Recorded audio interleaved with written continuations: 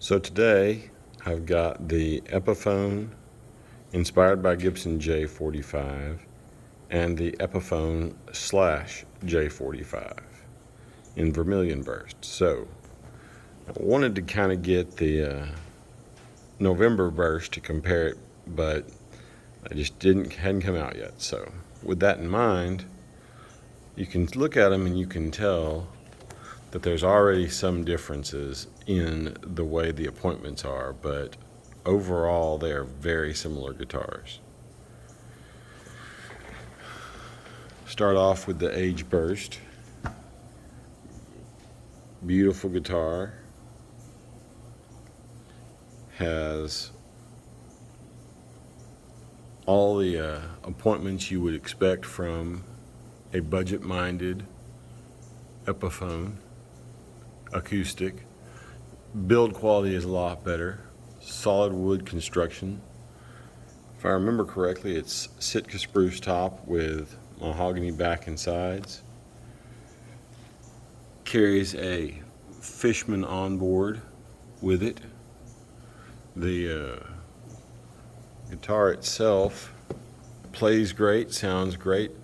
The Fishman is a really loud pickup system, but has a lot of flexibility. Next to it is the Epiphone Slash J45 that has just a little upgrade of everything. Grover tuners versus the I'm not sure what kind of, if it's Wilkinson or who it is that has the ones on the Epiphone Inspired by Gibson, but you can see gold silkscreen versus mother of pearl type setup, upgraded truss rod cover.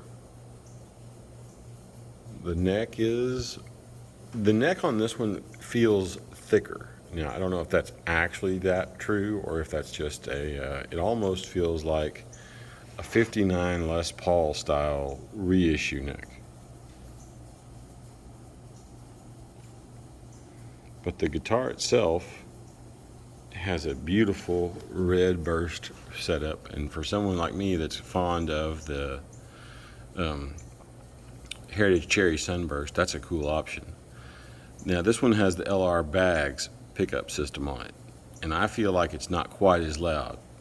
Possibly it's a little more true to the sound of the guitar, but it is certainly not any, I don't know if it's something that you would necessarily hate on because it isn't quite as sensitive, it seems like, but I definitely feel like it's a little more balanced than the Fishman is on this particular model. Now again, could just be one guitar to the other, but you can see the appointments are just a little bit better, and for the price of about $200 at this point in time difference, the Slash model does come with a case, which is actually kind of nice. To be fair to the Epiphone Slash model, I did not cover what all came in the case when it was done. So you get your standard case candy for hanging stuff, bumper sticker or amp sticker. I don't know what you would do with a sticker like that when you have Epiphone set up, but it's got all the standard Gibson appointments and everything that goes along with it, the LR bags, amplification setup, all the hang tag stuff, and standard case candy that you would get. Enough silica gel that it should be able to absorb most of the Atlantic Ocean if it needed to. Of course, your key, the lifetime warranty and everything is built in there. So you do get the standard case candy, and the case is actually really nice.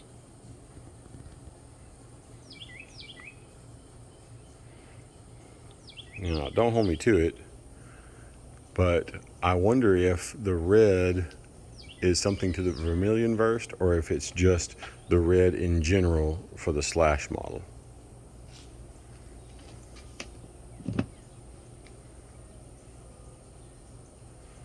but I felt like I should show that since I did not show it in the previous video when I unboxed the J45 Slash model. So now, playing through for a few seconds on each guitar to make sure that I'm not hearing something other than what I think I'm hearing. I'm gonna run through and play a little bit on the Hughes and Kettner with both guitars.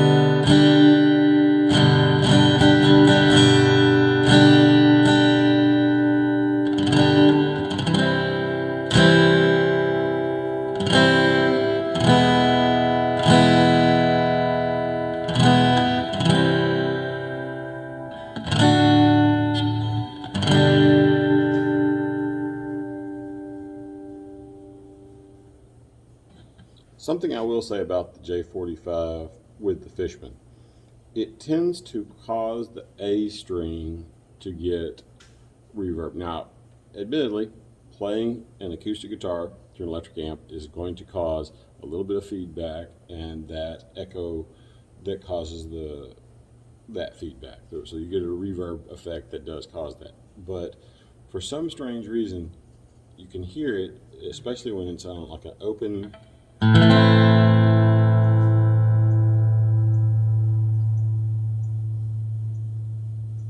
It'll cause that A string to vibrate just long enough for you to hear it. And there's no turning anything down on this guitar that will stop that almost feedback deal. However, that does not happen on the Slash model.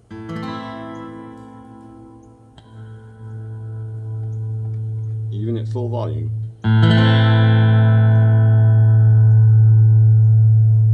Oh, and now it's going to do it. See that?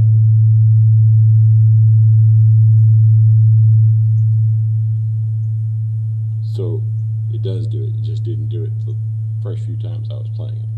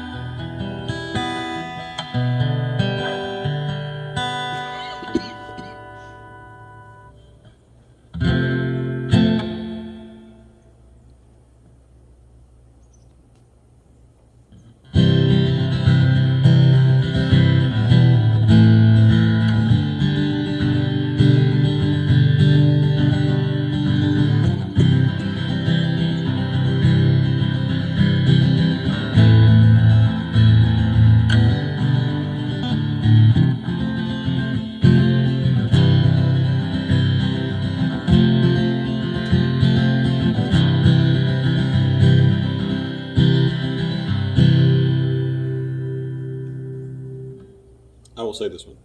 I feel like this guitar is easier to play chords on, and I feel like finger picking might be a little bit easier on the Inspired by Gibson. Now, that could just be because open chords are easier on the bigger neck, or it could just be personal preference. But they definitely have a different feel to them when you are side by side comparing them, especially on open chords with big sound.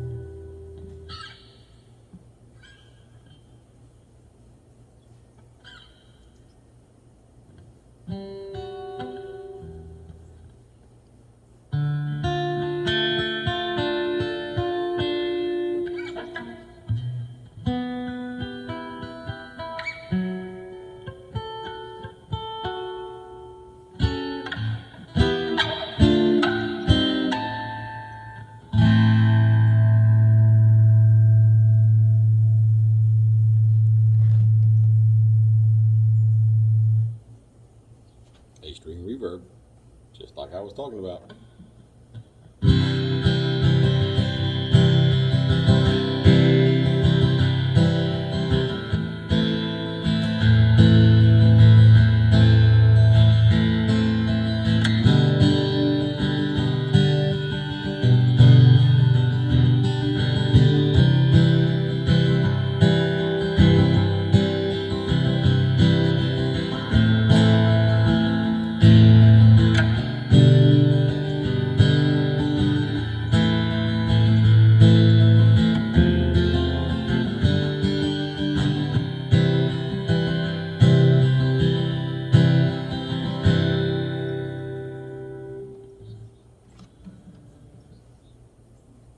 So, there you have it. The two